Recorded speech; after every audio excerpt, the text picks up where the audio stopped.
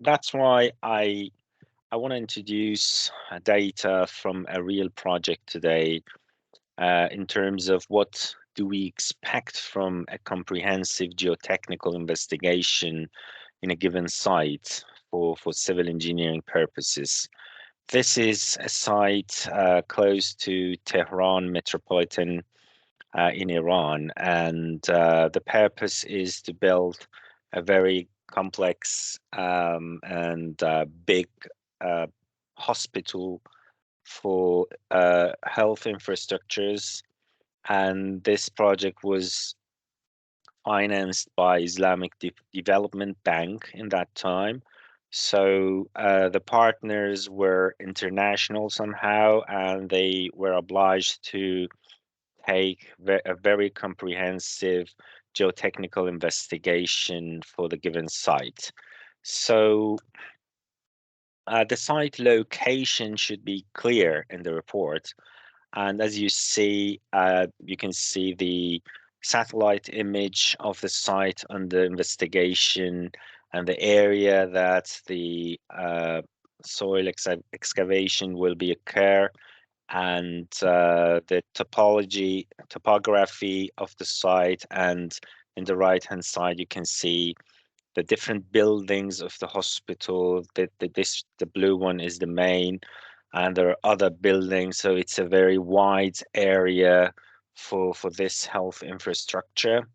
And for that purpose, uh, I was involved in this project very precisely. I was in charge for seismic hazard analysis. So we were practically different groups working on this project.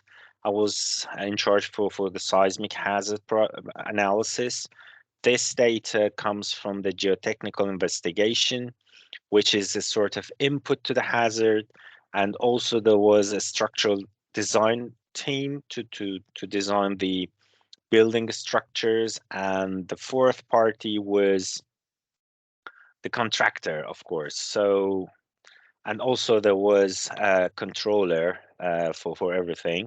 So I would say the soil investigation is the first primary thing that should go through in every project. So it's a sort of input to the seismic hazard analysis, as well as to the structural engineering design purposes. So for that purpose, uh, there were 15 boreholes, as you see in the left-hand side table. BH stands for borehole 1 to 15. And there were 12 test pits, 1 to 12, as you see. And you can see the X, Y, and Z defines the location, exact location, the UTM of that specific investigation. And for example, if you take a look at the boreholes, the depth are, these are small boreholes, but some of them are 50 meters and some others are 35 meters. So we are interested in these boreholes, as you see, uh, the boreholes that are more than 35 meters. So later on, you will see that we need data from the first 30-meter below the foundation. So that's why they consider something like more than 30 meters, because you will have some basements. So in that case, you will take off some part of the soil for a couple of meters, and then you will build your foundation. So we really need the data from the foundation level, and the data for the soil that you will take out of the site doesn't matter at all, unless for the bearing walls, if you have any. So that's why we cannot go for exact 30 meters. We need to go for something like more than 30 meters to have the actual 30 meters data underneath the foundation, the actual foundations. So as you can see, the boreholes locations are spread it along the along the site. So, for example, this is borehole number 12. This is test pit number 5. This is borehole number 4. The idea is to have data spread it out in all locations and to see if there is a specific type of soil anywhere. So we have a comprehensive distribution of data along the site of interest. Some of the boreholes are, I will tell you how they do the boreholes, but some of the boreholes, like borehole number 1, will be done by handboard. A worker will do that, but some others, like borehole number 2, will be done by a specific machine. So just to have an idea, this is the machine I'm talking about. This is a portable machine connected to a vehicle, and it drills the soil. And the technology is a very brief and preliminary version of what they do for the oil and gas, but this is a very small sample of that one. It drills the soil down and gets some sample in whatever depth you want to do that. So it goes down to whatever depth you like. So it really goes to 35 meters in some boreholes and 50 meters in others. So there are some test pits as well, usually done by a worker or two. So they excavate the soil, and uh, it's like a well, I would say. So digging soil to have samples from some specific depth underneath, and sometimes this is what you will see at the end. This is a well, literally. And sometimes you will face some sort of rock when you're excavating. And for example, here in test pit number 4, it has a date. You can see everything is documented. It's in 2015. So they faced a piece of rock, and that they took it off, and then they took some cores from this rock, and they brought it to the lab to test it in terms of different characteristics like compression strengths, etc.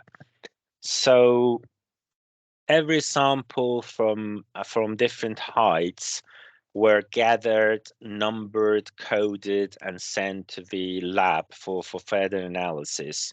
So um, based on the results, there were 3 types of soils, like as you see, 1, 2, 3. There were mixture of sand and gravel in some points, and there were crushed and weathered rocks, and there were rock masses as well. So they used different standards for laboratory tests, mostly coming from ASTM. This is a well-known standard around the world, and also from BS. They used a British standard for measuring sulfate and chloride ions for soil.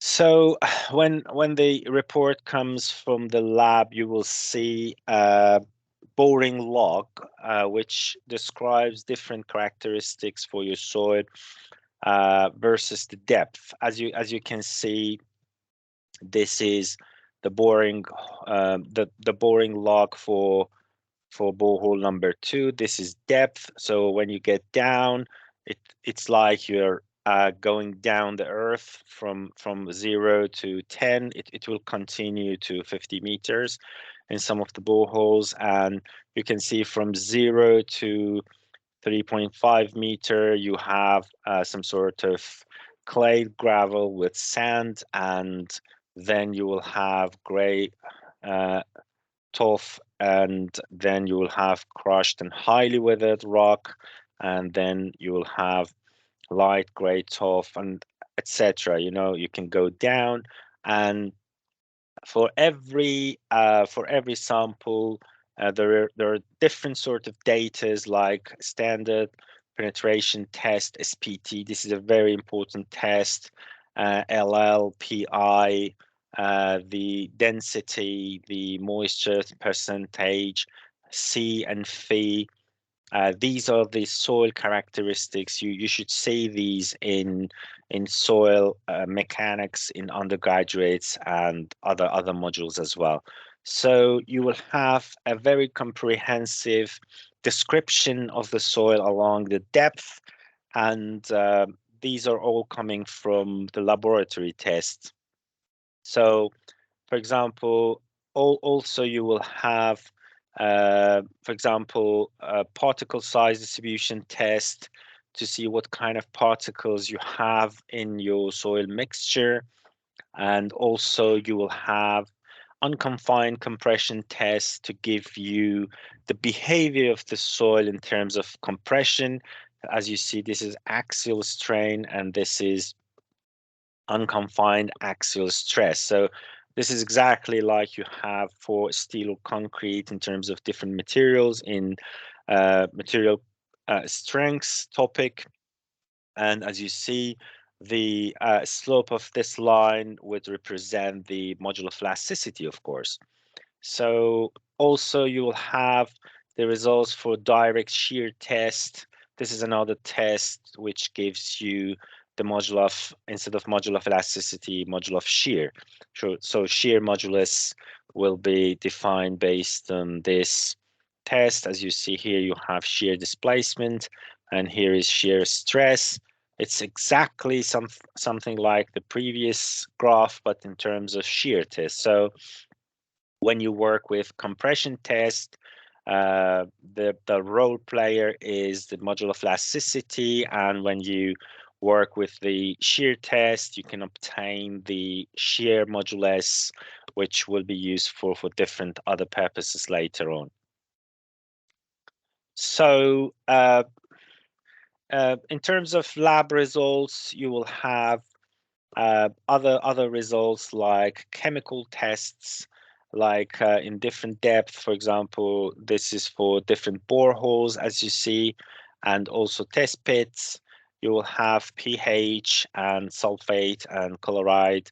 These are useful for knowing how corrosive your environment is in terms of using the material for your foundation design. So physical and mechanical parameters of soil layers are also provided in another table, like moisture, dry density, the compression, uh, um, uh, the compression strengths, the drained cohesion, the friction, the module of elasticity, or the Poisson ratio. So uh, you practically have different mechanical parameters for your soil, but you can imagine these tables are repeated for all the boreholes and test pits in different locations. When you have these sort of data, you can combine some of them to come up with a 2D or 3D representation of your site. For example, here, if we have several boreholes here, but if we use these 4 boreholes, which are connected with blue line together, they are somehow some sort of in a same line. So if you accept they are in a same line, in one line, so we have the data in different depth. So if we combine the data from these 4 boreholes, we can make a 2D representation of what we have in terms of soil in depth along these 4 boreholes. So it's like we have a section on this line along the depth, and you can see this this color represents the sand and gravel at the top. So this part is sand and gravel. Then we have crushed rock, weathered, highly weathered. This part is crushed rock, and then we have grey tuff, which is almost our bedrock. It's really rock, we would call it. So you can have a perspective of what we are facing in terms of depth if we take a look at a section of this line that we are talking about. So if you put some of these 2D representations together, probably you can come up with a sort of 3D representation of your site. We haven't done this here, but we have this data for several sort of cuts. For example, like here we have this cut from these four um, boreholes to come up with this representation for another location in the site. So it means that it's good if in the first place, if you're deciding about the locations of the boreholes and test pits, it's good to have in your mind that it's, if possible, it's not always possible, but if possible, to be able to make some lines between the different boreholes. So in that case, if you can make a line between 3 or 4 boreholes in different geological locations in your site, you can better predict these kind of section logs, and probably you will have a better understanding of the soil situation along depth in your site. So uh, when we do these analysis in terms of soil properties and characteristics, further on, we will do some in situ testing on site, which will provide us with additional information, which are of great interest for civil engineering. So what they are. Um, One of them is standard penetration test, or SPT. It's done by the standard ASTM. Uh, it's here, ASTM D1586. And from this test, this is the no, this is for the second one, but the results will be relative density of granular and consistency of cohesive soils layers, which in this case, the result was the soil is very dense in the site under investigation. Another test is called plate load test, that you can see the instrument here. This is a kind of uh, sort of actuator just to be able to press the soil, apply loads on the soil, and the result is deformability parameters of shallow layers like module of subgrade reactions of the plate and module of elasticity.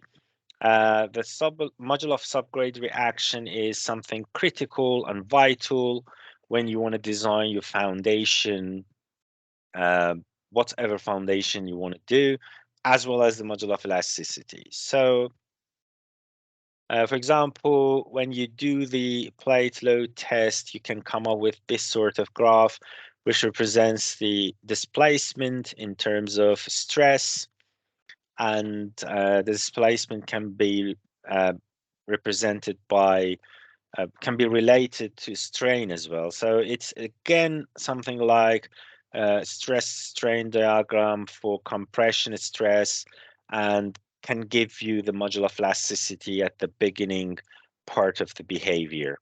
So for example, here, this is the module of elasticity, and this is the module of subgrade reaction for this case. So these are necessary inputs for foundation design. And the other test in the site is called seismic test, or downhole, which defines, as a result, will define the P wave and S wave velocities along the soil. So uh, this is a very important test, and I wanna discuss this a little bit in more details here. And this is very important for the seismic hazard analysis as well, to have the results of the downhole test.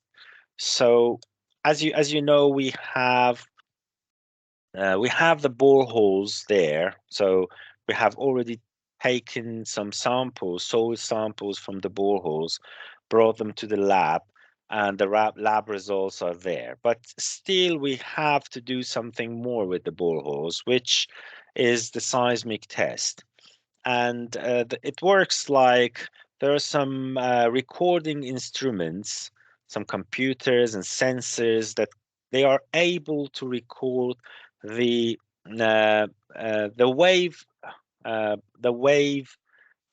propagation in the soil in different locations. So they will put a sort of metal and wooden stick they fix it in the soil here, for example. They arrange the geophones, the recording instruments, in different locations, and one person will go and hit this plate by a very big hammer. So this will create some sort of wave uh, that will propagate in all directions along the soil.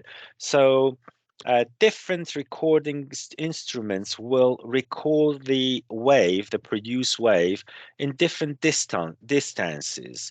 So we know the distances between the recording stations.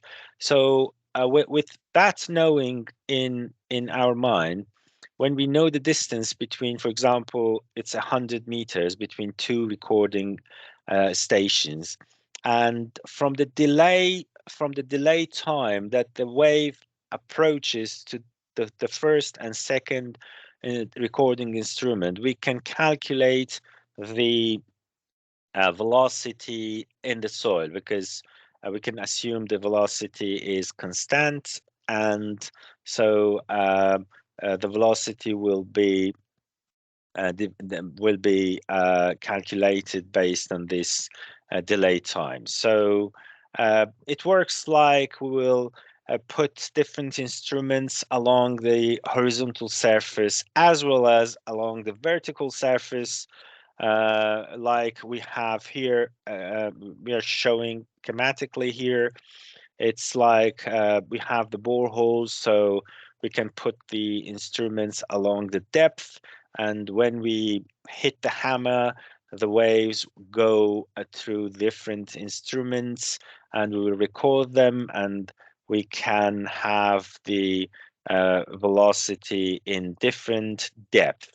So with this test, for example, here we have the results for borehole number 2.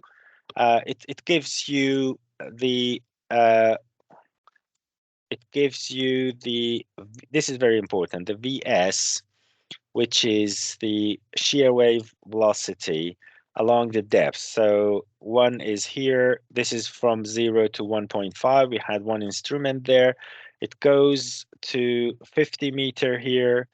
So from 0 to 50-meter, we have the distribution of shear wave velocity along the depth. And as you can see, this VS in generally increases along the depth. It means that, okay, this makes sense, because the more deep you go into the borehole, the more dense your soil or rock is. So the more dense your soil or rock is, the more shear wave velocity you will have.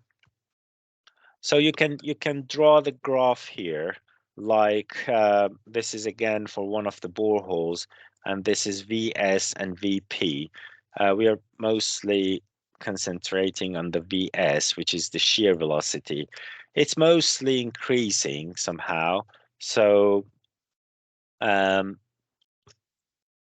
we can just to be able to make a decision, we need to make a sort of average.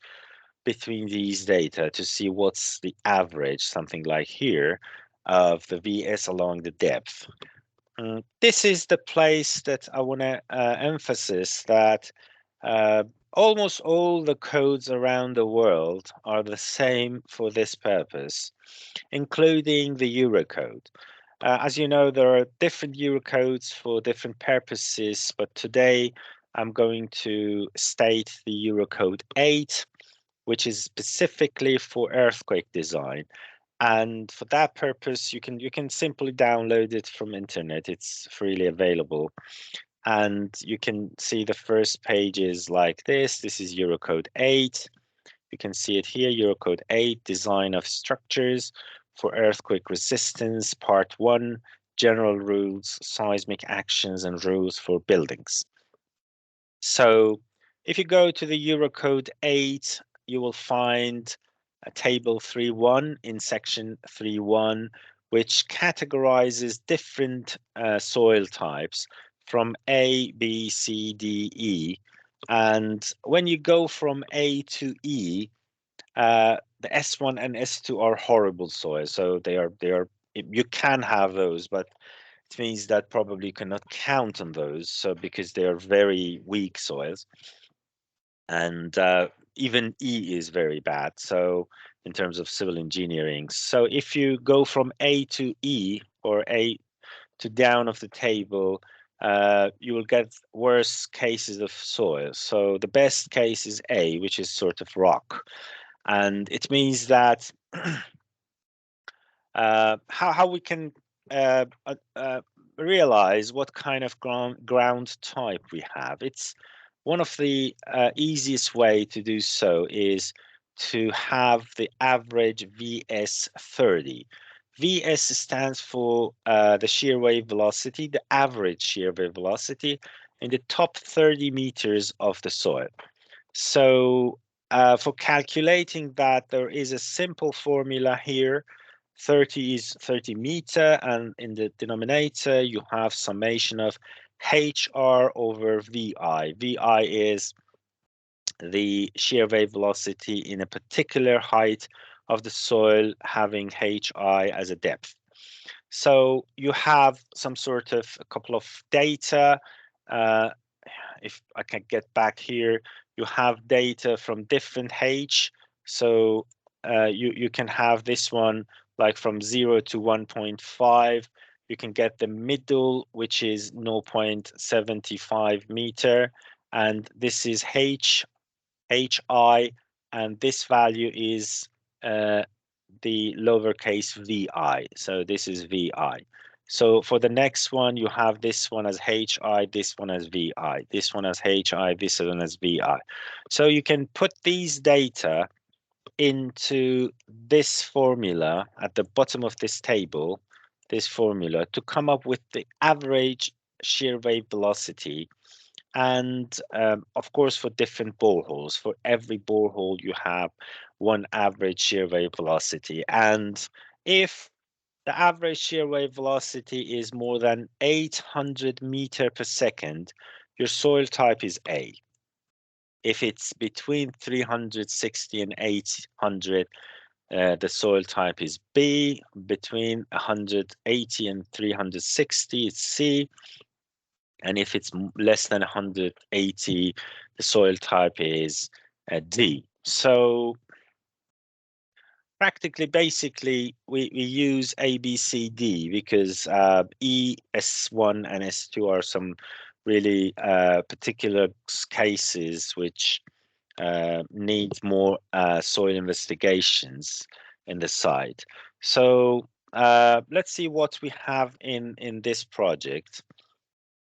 Um, we have soil B because, for example, in borehole number 2, in borehole number 2, we have calculated the average velocity VS, and at the 30 meter we get 942.5, which is more than 800. So it should be soil A, but it's only in borehole number 2. In other boreholes, like borehole number 6, we have 686 meter per second. In borehole number 8, we have 585 meter per second. And in borehole number 5, we have 600 something. So the average goes around 500, 600, up to 900. And we cannot call it ground type A, can we? Because it's ground type A in one borehole, but the other boreholes indicate it's B. So to be conservative, we need to take the worst case scenario here and call the soil type B around the site. So this is something that you need for your foundation design.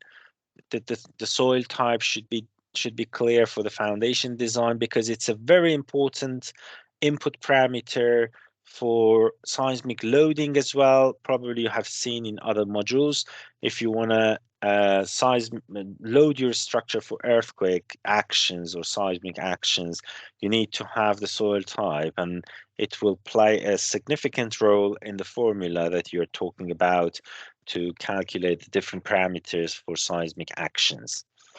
So continuing with soil investigation, we have other tests on the site, like electrical resistivity test. And this is good to control the corrosion of buried structures like the foundation, and also designing the earth system for thunderstrokes. This is something important, which gives you the soil characteristics in terms of electrical resistivity, and you can use it for the ground connection design. Usually you don't do that. It's electrical engineer contribution to the work. So the other important output from the soil study is providing lateral soil pressure and slope stability. The anticipated results can be the parameters for lateral soil pressure coefficients, like if you remember when you wanted to design a slope stability, you had some parameters K0, Ka, and this is K active and this is K passive, if you remember from soil mechanics. And this is a common terminology in probably all the books, phi, K0, Ka, Kp. So this is really what you need when you're talking about slope stability. And this is provided for layer 1, which is mixed of sand and gravel, mostly at the top, and the crushed and weathered rocks, which is in the middle before you reach to the bedrock. So you can use these for slope stability, and this can be done for different slopes by the soil report investigation, like to recommend what kind of slope you're eligible for your soil excavations. So for example, here in the steep parts of the site, like location A, B, C, and D, which are mostly in this area, this kind of analysis is done to see, for example, how we can go forward for the slope stability. For example, here you can see two simulations of the slope stability. This one is here. They are working with a sort of angle here. Sorry, it's vertical. It's vertical, and this is with an angle. So if you take out the soil vertically, the safety factor would be less than a half, and if you go with this angle, the safety factor is a bit more. None of them is acceptable. This is done with the software GeoStudio, actually the module of GeoSlop from the GeoStudio software, and probably you have seen or you have worked with this software in the soil soil soil part of your modules or in undergraduate. So this is a software that you can simulate the soil, and when you take out a part of soil to see how stable your slope is, that's the purpose of this kind of analysis. So the slope stability results can be summarized for different locations like A, B, C, D, or for a different temporary or permanent kind of excavation.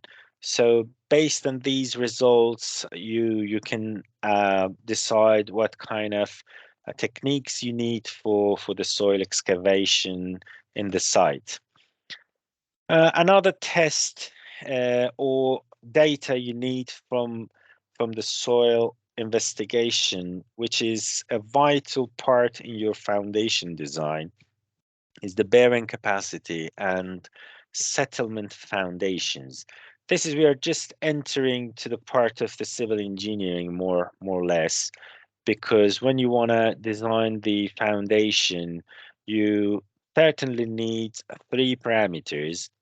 The bearing capacity means that how much the soil can bear in terms of loads. The settlement of foundation means how much your foundation will settle in short term or long term, and how much settlement is eligible for your foundation. And the third one is this module of subgrade reaction, which will define your Winkler spring properties when you want to model the foundation on the soil. We'll go through it later on. So these three parameters are vital input parameters for your foundation design, no matter what kind of foundation you have.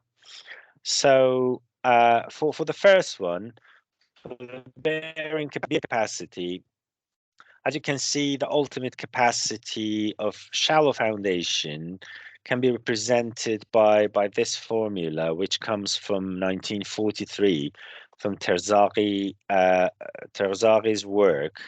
And if you take a look at soil books, there are a lot of contribution from a few people a few decades ago, mostly from Terzaghi, and his contribution is significant to the better understanding of the soil behavior. So although this formula is some sort of old, but it's widely used in soil mechanics, and probably no alternative, not no alter, no better alternative is available around. So it's a very long formula, but if you go through the different parameters, some of them coming from the laboratory test and some others can be assumed, and you can come up with the results for the bearing capacity of the different foundations. So this is the bearing capacity in terms of kilogram force divided by square centimeter, and this is the foundation width. So it's a function of foundation width. The more width or the less width you have, it may influence on the bearing capacity. And you have uh, 5 different graphs here. Each works for a different ratio for the length over width of your foundation. So L is um, yeah, L is the length and B is the width of your foundation. So for different values, you will have different bearing capacities. As you see, for the black one, for this one, you have the most value for the bearing capacity, which is a uh, square foundation. L over B is 1, so it's a square foundation. It's a pad actually, usually. So for the pad foundation, it's the best case. But the more L over B you get, somehow the less bearing capacity you get. The longer, so it means that for stripe foundation, the bearing capacity will be decreased when compared to pad foundation. So this is the bearing capacity is one of the important parameters for your foundation design. And you can see this is another result for the settlement. And again, the graph is provided for the vertical axis is settlement in terms of millimeter, and the axial axis is the like the before the previous graph. It's the foundation width, and there are again 5 graphs for the different ratio between the length over width of the foundation. So uh, after a certain width for the foundation, the settlement will be the same for all the graphs, and doesn't matter the length. So, but still, the pad foundation has the less settlement, which is the best case, and with a stripe foundation long lengths over a certain width, you will have more sort of settlement. So, but that this doesn't necessarily mean that the pad foundation is your choice for your foundation design. As you know, as a civil engineer, you cannot rely on pad foundations in all the structures when you have heavy loads in terms of gravity or wind load or earthquake loads. Uh, Pad foundation is good for probably 1, 2 story building, not more. But when you have some heavy structure or high-rise building, you can never design the foundation with an individual pad foundation. You have to go for the stripe foundation or a mat foundation. And here we are talking about another method to come up with the bearing capacity and settlement for the mat foundation, because what we talked here is useful for designing the pad foundation and the stripe foundation, and it is not you cannot extrapolate these data for the mat foundation. That's why the question will be still there for how much is what are the values for the bearing capacity and settlements for the mat foundation. That's why uh, practically you don't have any other way rather than using finite element here. To analysis the bearing capacity and settlement by using some sort of finite element methods. Here they use Plaxis software. Probably you have heard from this from other modules. It's a very powerful software to analyze a sort of soil for different kind of loadings, and this is the model you can see here, and the slope, and this is the layer that we are assuming the mat foundation will be built. So what we are doing here to load this mat foundation, but by a uniformly distributed load, like 10 kilonewton over a square meter, and to see how will be the soil deformation. So if we have the soil deformation and we have the applied load, we can divide those together and come up with a sort of stiffness. You know, the stiffness correlates the applied force and the resulting deformations. Right. So if we have 10 kilonewton over the mat foundation, and we have the distribution of deformations, we can come up with this subgrade reaction modulus. That's why, for example, here they have used uh, in different sections on the site, they have used a sort of assumed applied loads in terms of kilonewton over a square meter, and the maximum the settlement is obtained from the Plaxis model, and also the differential settlement. And with these data, we can come up with different sort of uh, modular subgrade reactions, for example, here. For example, again, we can come up with different L over B, lengths over um, width of the foundation, and for different foundation width, we can calculate the theoretical Ks, which is Ks is modular subgrade reaction. It's the stiffness of the soil when you want to model it beneath your foundation, and also it's exactly the stiffness of Winkler springs, if you know what's the Winkler springs. So, and also for the mat foundation, this is something we can calculate, but along the lengths of the mat foundation. So the behavior of mat foundation is some sort of complex in all cases, but this is the way we can come up with some sort of modulus of subgrade reaction for the mat foundation. I want to take the advantage, and we are done here with what we need for soil investigation, a comprehensive soil investigation for different purposes, including seismic hazard analysis and structural design purposes, which both the civil engineering is involved into. And there is interaction between the data from this soil investigation and what you do in the seismic hazard analysis, and both of them will contribute to the structural design, which purely is the civil engineering work. So uh, I want to take the advantage and introduce some of the available free softwares from British Geological Survey, and you can find it on this website.